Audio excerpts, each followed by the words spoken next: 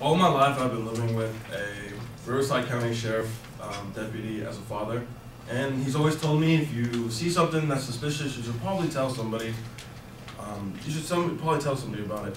Well, I had a run-in with this the other day at the mall. I was with my little sister and my mom, and we're walking around, and I come out of a store, and this tall white gentleman wearing combat boots and has a big duffel bag is walking through the mall. And he's not walking through the mall like he's shopping. He's walking through the mall with a very, like, the step, like he's intent to do something. And well, the way he was dressed, and maybe I was stereotyping a little bit, but the way he was dressed, he made it seem like it wasn't right. Like he looked very suspicious to me, and I was going through it. And I ended up telling mall security, and they followed him, and actually turns out what was in this duffel bag was money that he had recently just stole from Wells Fargo across the street. Supposedly he had ditched a non-loaded revolver, which he used to stick up the place. And basically I said something because I thought it was suspicious, and I did something good that I thought I did good. And that leads me into my topic for today, is reporting something. Basically, if you see something suspicious, you probably say something about it. As well as that, 36% of people interviewed in this FEMA research that I stumbled upon on the internet only really believe that crime is considered traditional crime, such as like maybe a robbery or brandishing a gun, according to FEMA. Every so often, since with this, the new stuff coming out, such as like the Las Vegas shootings, the nightclub shooting in Miami, FEMA puts out this information for the public to see. Going through that, I decided to talk about this today, and came across that 36% only believe that crime is old-fashioned, such as robbery and brandishing a gun. The reason why we should report stuff and the motivations to report is that, again, if it's something bad is going on, then you're going to stop it, and it's going to get squashed out. And if it's not, then the police or law enforcement will sort it out, and you'll be right back on your day. And you were just trying to be a good citizen, and you pointed out something. Leading in that, there's also barriers of why people don't report. Retaliation, and it's not meant like physical retaliation. It's more of like the judgment from your neighbors, your friends, your law enforcement, especially 54% believe that when they don't report anything because either it's not enough or not important to report, and quite frankly, it's part of that with the 36% that believe that crime is just old-fashioned crime such as that. Robbery, and leading on to that, it's actually very surprising when I saw the statistics between age groups and genders. Fellas, we're really slacking. Males are actually, according to FEMA, males are actually 25% likely, only 25% likely to report suspicious activity, while females were at 41%. When it breaks down age groups, male and female, the age group between 18 and 34 is only 41% that they will actually report anything.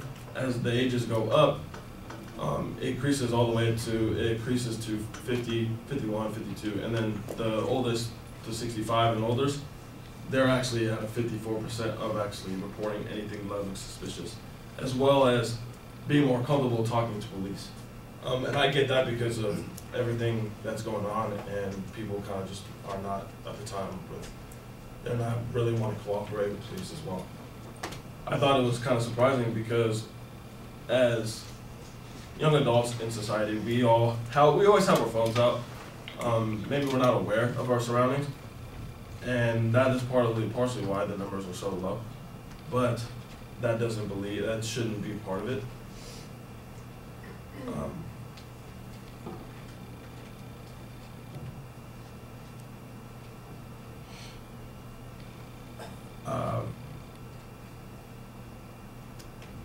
with that saying, law enforcement is there for your protection. It is for law enforcement, law security, even like TSA, anything that has to do with protecting you, they're there for you. According to this FEMA research, it's basically a survey about how do people react to this and how do people see it. They realize that people tend to just not report it. They'd rather just turn a blind eye and forget about it. Like out of sight, out of mind kind of. And with that saying, it's coming to a point where tragedies, or even just small crimes, like stuff that shouldn't be allowed or tolerated in the society, is actually becoming more and more abundant, and is affecting our society as a whole. With that, I'm saying, say with your surroundings as well. Be aware of your surroundings. Like the story that I told you, I was with my mom and my sister. I'm very protective of them, and whenever I go out, I'm always told to be aware of my surroundings. And that's something that we also be a part of. Thank you.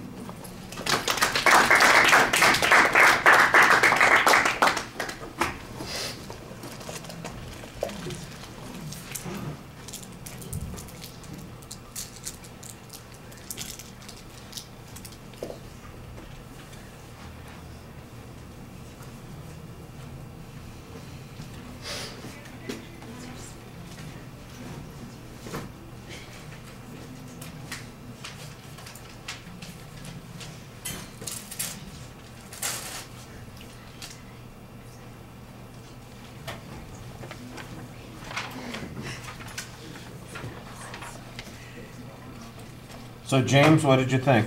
I think you started off with that story really well. That was a good attention device.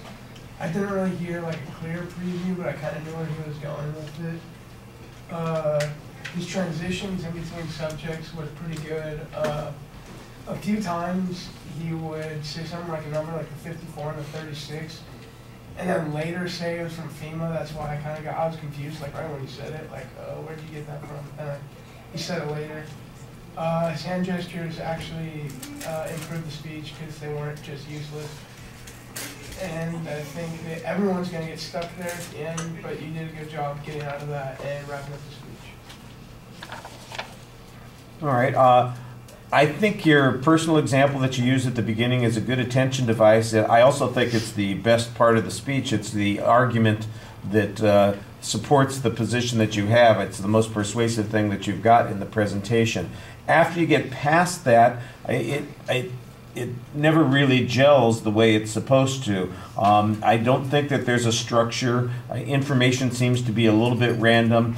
I was never quite clear what the statistics represent. I think there's information there. I don't think you're making up numbers and randomly throwing them out, but I don't always know what they mean when you're presenting them. I got the general impression that a survey was conducted and it found a certain percentage of people tended to only view crime as traditional crime. They didn't think about other kinds of things being criminal activity that are the things that we might be concerned about today. For example, terror threats or some other kind of kidnapping or abuse or something along those lines. I'm not exactly sure what that first statistic that you use so much is really referring to, and that's one of the reasons it gets confusing.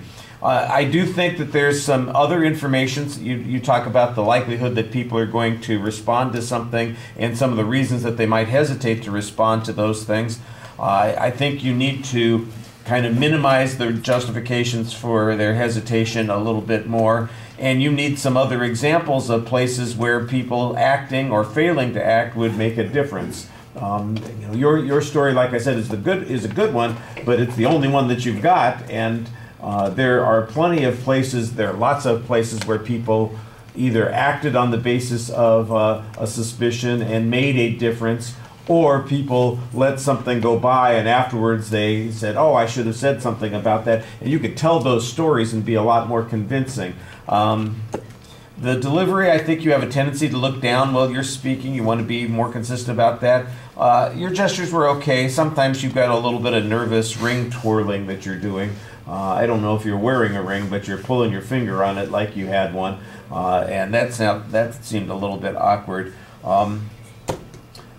And like I said, I think you need a stronger organizational structure as well. All right.